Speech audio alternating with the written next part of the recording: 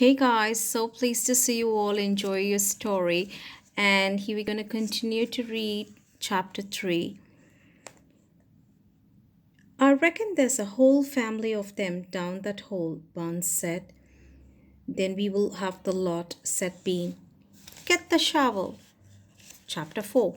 The terrible shovels. Down the hole, Mrs. Fox was tenderly licking the stump of Mr. Fox's tail to stop the bleeding. It was the finest tail for miles around, she said between licks. It hurts, said Mr. Fox. I know it does, sweetheart, but it will soon get better. And it will soon grow again, Dad, said one of the small foxes. It will never grow again, said Mr. Fox. I shall be tailless for the rest of my life. He looked very glum. There was no food for the foxes that night, and soon the children dozed off. Then Mrs. Fox dozed off, but Mr. Fox couldn't sleep because of the pain in the stump of his tail.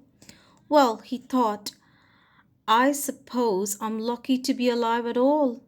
And now they have found our hole. We are going to have to move out as soon as possible. We will never get any peace if we. What was that?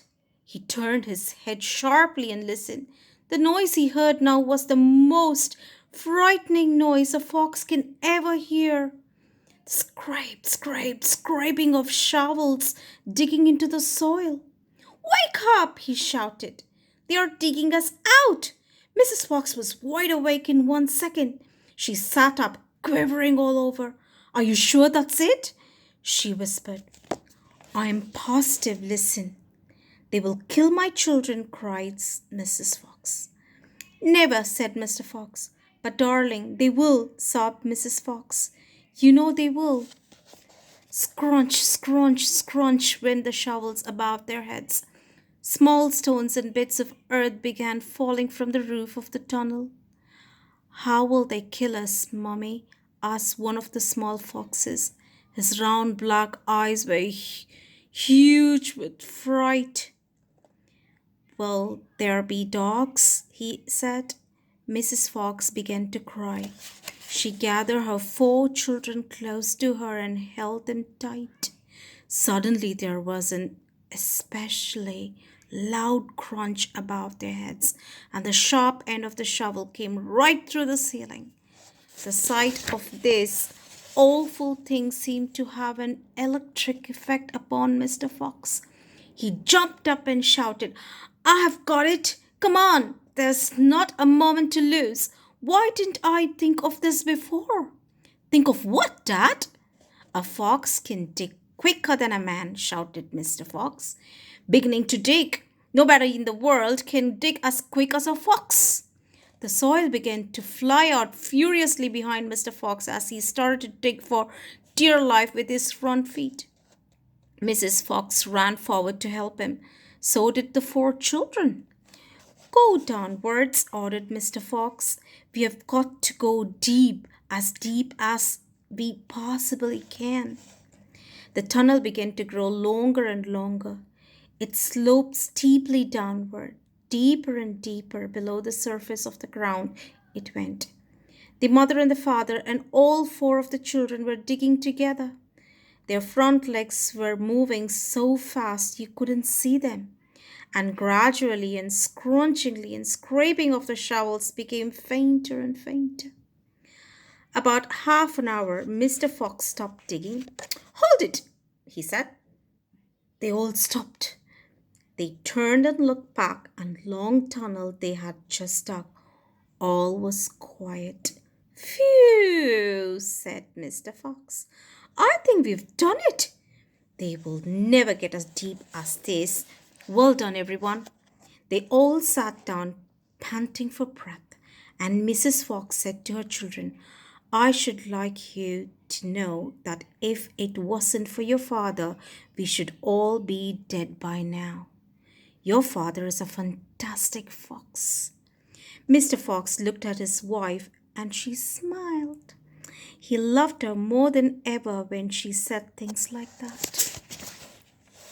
Chapter 5. The terrible tractors. As the sun rose the next morning, Boggis and Buns and Beans were still digging. They had dug a hole so deep you could have to put a house into it. But they had not yet come to the end of the fox's tunnel. They were all very tired and cross. Dang and blast, said Boggis. Whose rotten idea was this? Bean's idea, said Buns. Boggis and Buns both stared at Bean. Bean took another swig of cider, then put the flask back into his pocket without offering it to the others. Listen, he said angrily.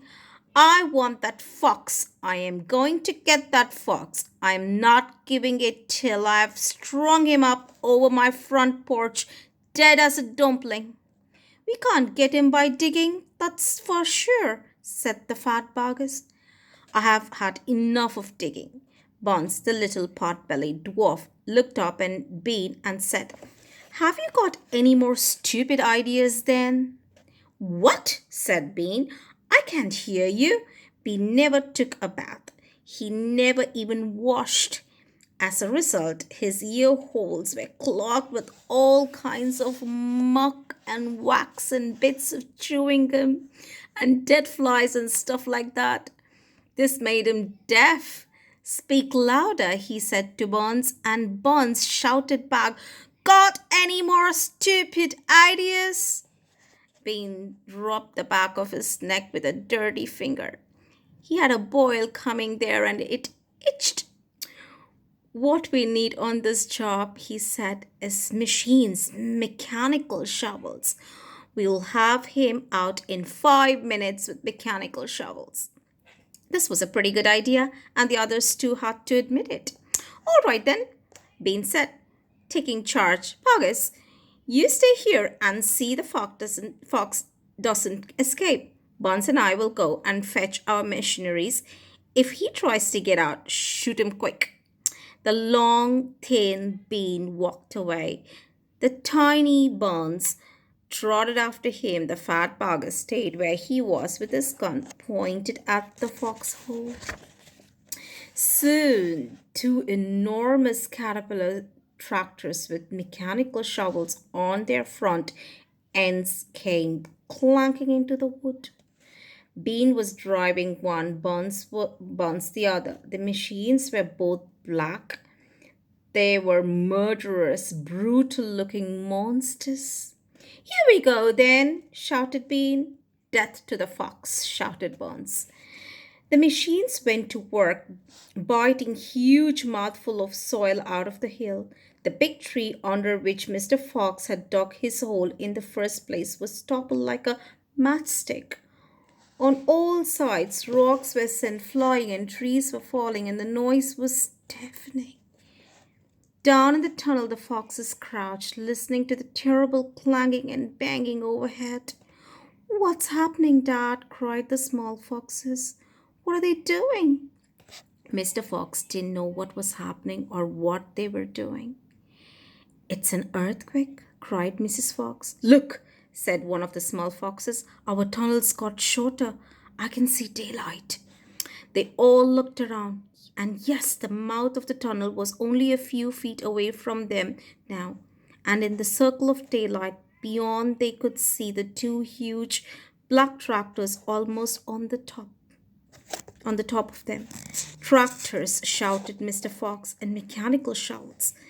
Dig for your lives. Dig, dig, dig. And that's the end of chapter 5, and we shall continue tomorrow from chapter 6, guys. Hope you enjoyed the next part. Bye.